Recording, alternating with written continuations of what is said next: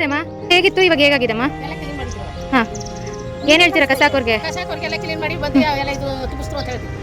ಕಸ ಹಾಕೋರ್ಗೆ ಏನು ಹೇಳ್ತೀರಾ? ಇಲ್ಲಿ ನಿಮ್ಮ ಎದುರುಗಡೆ ಕಸ ಹಾಕೋರ್ಗೆ ಅವ್ರಿಗೆ ಹಾಕ್ಬಿಟ್ಟು ಕಣವ ಇವರೆಲ್ಲ ಕ್ಲೀನ್ ಮಾಡೋರು ಅಂತ ಹೇಳಿ. ಫೈನ್ ಬೀಳ್ತದೆ, ಕ್ಯಾಮ್ರಾ ಐತೆ ಅಂತ ಹೇಳಿ ಹೇಳ್ತೀನಿ. ಈಗ ಏನು ಅನ್ಸ್ತಮ್ಮ? ಚೆನ್ನಾಗಿ ಚೆನ್ನಾಗಿದೆ. ನಾವು ಮಾಡೋದಲ್ಲಮ್ಮ ಇಂಪಾರ್ಟೆಂಟ್. ನೀವು ನಮ್ಮ ಸಪೋರ್ಟ್ ಮಾಡಬೇಕು. ಆಯ್ತು ಆಯ್ತು ಆಯ್ತು ನಾವೆಲ್ಲ ಮಾಡ್ಕೊಟ್ಟು ಬರ್ತೀವಿ. ಮುಂದೆ ದಿನ ನೀವು ಇದನ್ನ ನೋಡ್ಕೋಬೇಕು. ಆಯ್ತು. ಯಾಕಂದ್ರೆ ನಿಮ್ಮ ಆರೋಗ್ಯಕ್ಕೆ ತೊಂದರೆ ಆಗುತ್ತೆ. ನಮಗೆ ಮತ್ತೆ ಗಲೀಜು ಇದ್ರೆ ಅಷ್ಟೇ ಬಿಡ್ತದೆ. ಎಲ್ರಿಗೂ ಅಷ್ಟೇ ಅಲ್ವಾ, ಸಾರ್ವಜನಿಕರ ಅಷ್ಟೇ. ನಾವೆಲ್ಲರೂ ಸಪೋರ್ಟ್, ನೀವೆಲ್ಲ ಸಪೋರ್ಟ್ ಮಾಡಿ ನೀವು ಚೆನ್ನಾಗಿ ನೋಡ್ಕೊಬೇಕು, ಹೌದಲ್ವಾ? ಆಯ್ತು. ಯಾರೇ ಕಸ ಹಾಕಿದ್ರು ಚಿಂತ ಆಸ್ತಿ. ನಮಸ್ತೆ ಎಲ್ರಿಗೂ.